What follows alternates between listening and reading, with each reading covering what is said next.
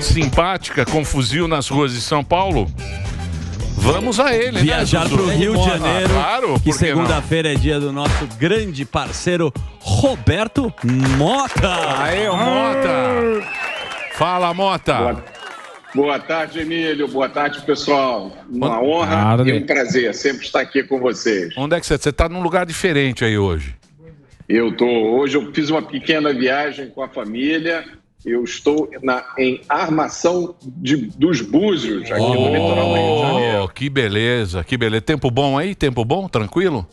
Tempo bom, ficou um pouquinho nublado, mas hoje o dia está lindo, está um espetáculo. Aqui é um dos lugares mais bonitos do Brasil. Exatamente. Não sei se você já conhece, amigo. Conheço Búzios. Muito, muito bonito. Só que é difícil chegar, né? Demora um ano para você chegar em Búzios. Depende da época. Agora as estradas estão muito melhores, a gente veio até relativamente rápido. Boa.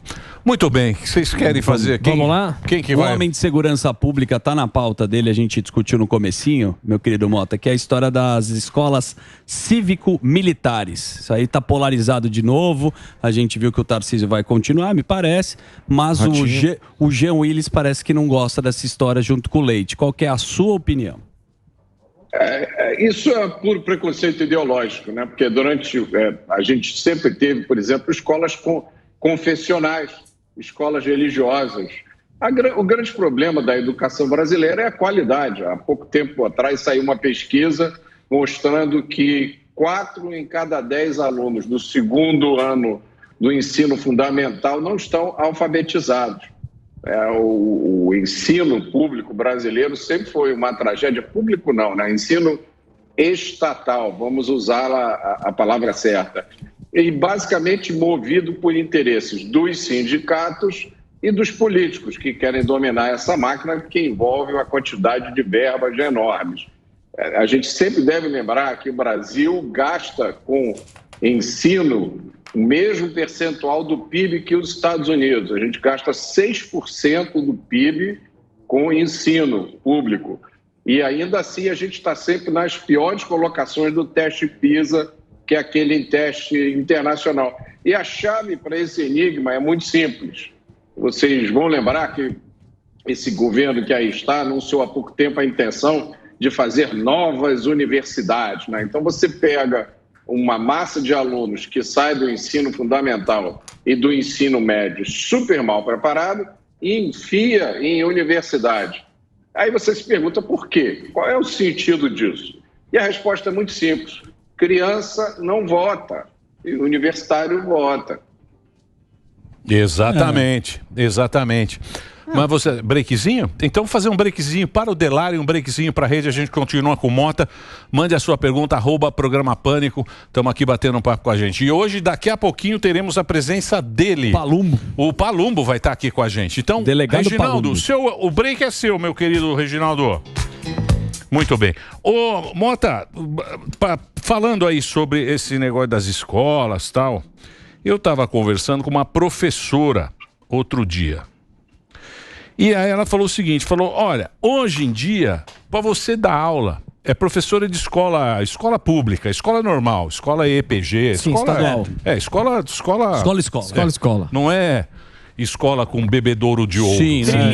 Filho do Sami. Escola normal. Aí ela falou o seguinte, hoje em dia, os alunos, você tem que fazer uma aula, tem que cantar na aula, você tem que fazer com que a aula seja interessante, porque as crianças não dão a menor importância para o estudo e você tem que fazer o que as crianças querem para ela ter o interesse de ir na escola. Aí eu estava vendo aquele meio filósofo, aquele conservador lá, o Thomas Sowell, né, que é um americano, que ele foi professor. Meu guru. Então, ele foi professor. Economista. Isso, exatamente. Tem livros bacanas desse cara. E ele foi professor universitário e tal, e ele fala justamente isso, ele fala o seguinte, que o que atrapalhou a escola foi a partir do momento que os alunos escolheram os livros para ler. Ele fala que isso acabou com o entendimento, porque é difícil você aprender. Sim, confia no mestre. Você tem que confiar no professor, confiar no livro dele. A partir do momento que o aluno fez o currículo, a escola foi pro limbo, o aprendizado. É isso ou não é? Ou tem que deixar a molecada e cantando, fazendo alegoria. E aí? Como é que você resolve, meu professor? Isso aí é uma pergunta interessante, Emílio. Eu estava falando com um amigo esses dias, né? Nunca a gente teve tanto para aprender. Nós somos, as nossas gerações, as gerações mais jovens, são privilegiadas, porque a gente tem uma herança de milhares de anos de conhecimento da humanidade para aprender, né? Em história, em filosofia e ciências. Então, é um desafio muito grande. Muita gente diz que esse problema que você citou aí tem origem numa infiltração no sistema de ensino, tanto público quanto privado, por essa mentalidade contestadora, né? A mentalidade revolucionária, que vem de um troço chamado teoria crítica, criado por um grupo de pensadores marxistas na Alemanha dos anos 30, que era chamada Escola de Frankfurt. E muita gente escuta falar disso e diz, pô, vocês estão viajando, isso é teoria da conspiração. Olha, qualquer um que já frequentou o ambiente universitário no Brasil e tem contato, vê as mudanças que aconteceram nos últimos 30, 40 anos. Isso é fácil de comprovar. E vai muito além dessa história dos livros que você mencionou, Emílio. Isso, por exemplo, tem a ver com... Eu acho que alguém falou, não me lembro, acho que foi o Alba, que falou sobre a dívida histórica, né, histórica. Que é um... E aí vem reparação histórica, que tem a ver com a chamada dívida histórica, que isso é ensinado em muitas escolas e universidades, que tudo o que os europeus trouxeram para as Américas foram atraso, pobreza, violência.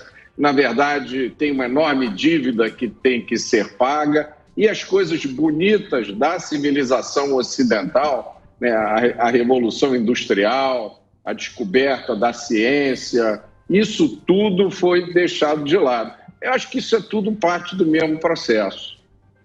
Mas qual é a intenção disso? Por que essa intenção de querer destruir essa parte das conquistas? Por quê? Da onde vem isso? Essa turma... Quem ganha com isso?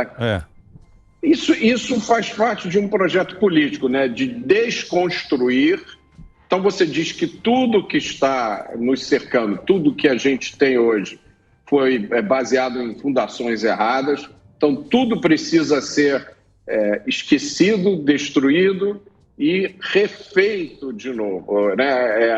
É a essência da ideia da revolução. Isso é uma ideia essencialmente de esquerda, né? Socialista, ou progressista, ou marxista, que vai, como a gente pode ver nesse caso das escolas cívico-militares, né? Não servem escolas cívico-militares. Aí eles começam a usar aqueles mesmos chavões ideológicos.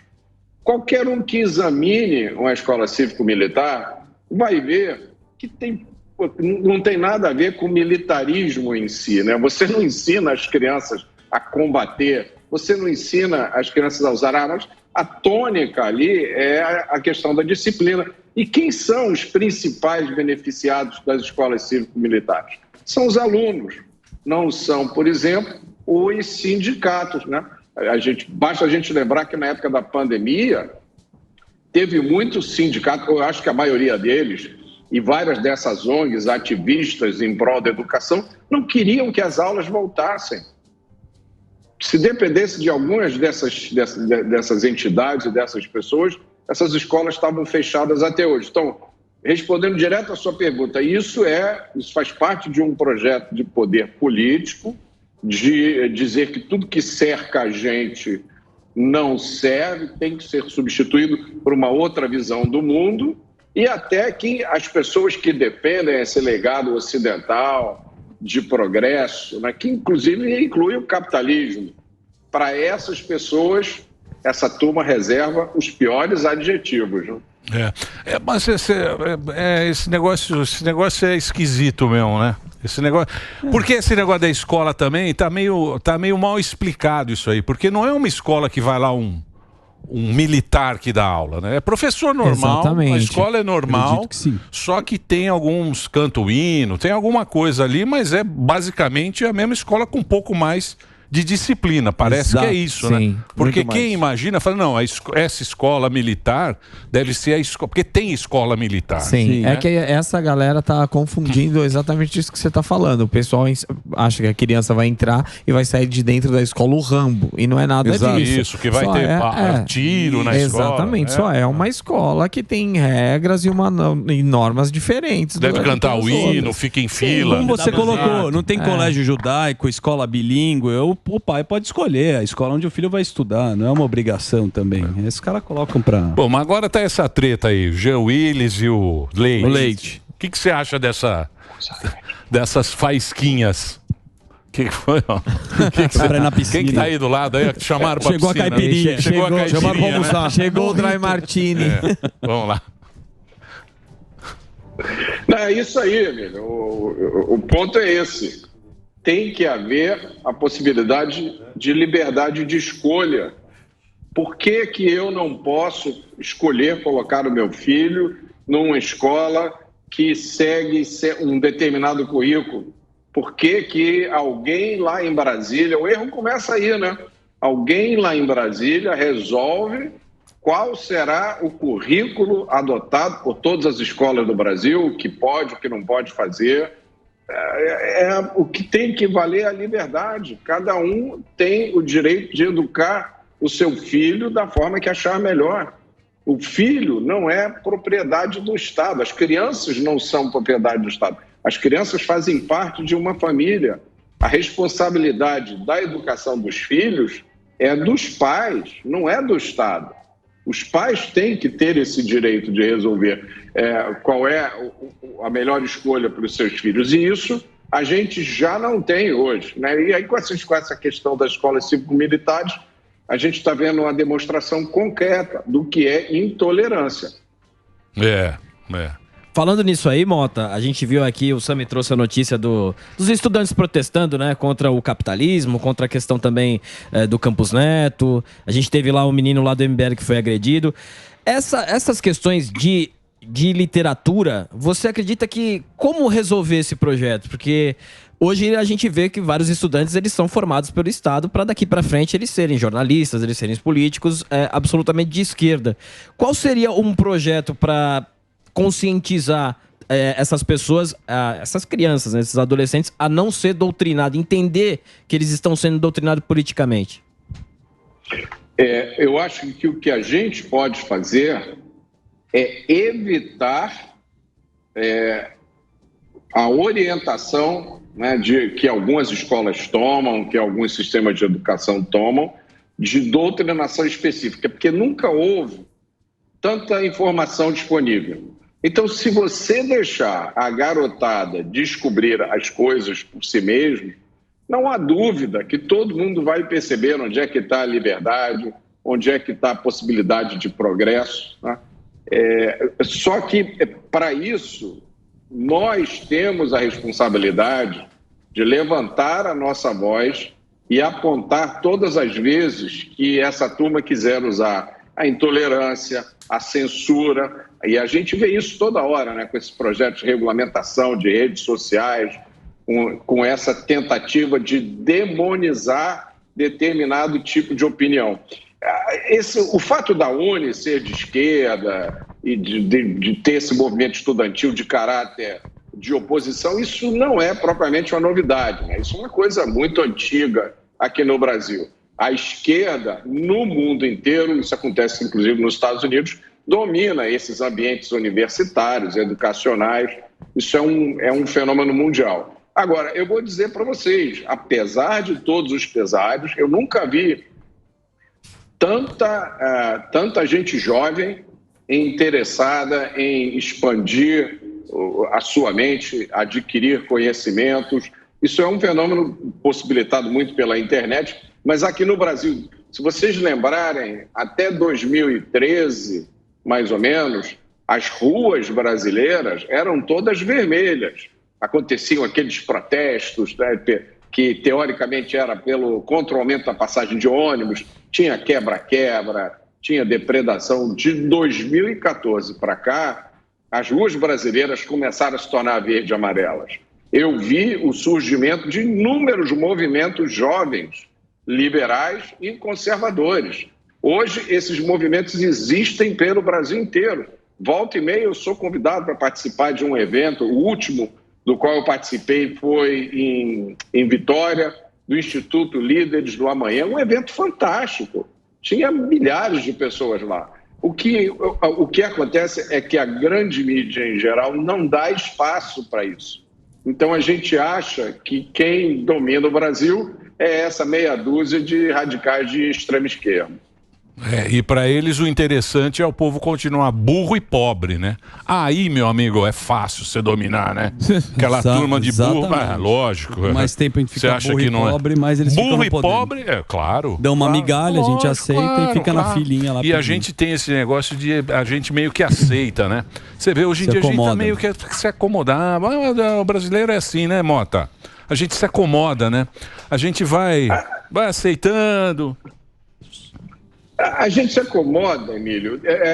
Deixa eu mudar um pouco a sua frase. É que todos nós temos coisas para fazer, né? Você tem um programa para fazer, as pessoas têm trabalho, têm família para cuidar. É muita coisa que a gente tem para fazer. E aí, quando a gente se dá conta, as pessoas que deveriam estar cuidando do progresso do país estão utilizando as ferramentas do governo para o seu próprio proveito. Mas eu acho, como eu falei, eu vi nos últimos anos um progresso imenso nessa direção. O povo brasileiro amadureceu muito, né? Por causa de alguns eventos dos últimos meses, dos últimos anos. A gente todo dia tem uma surpresa ruim e fica chocado. Mas eu nunca vi as pessoas tão interessadas em política. E eu estou falando pessoas de todas as origens, de todas as profissões.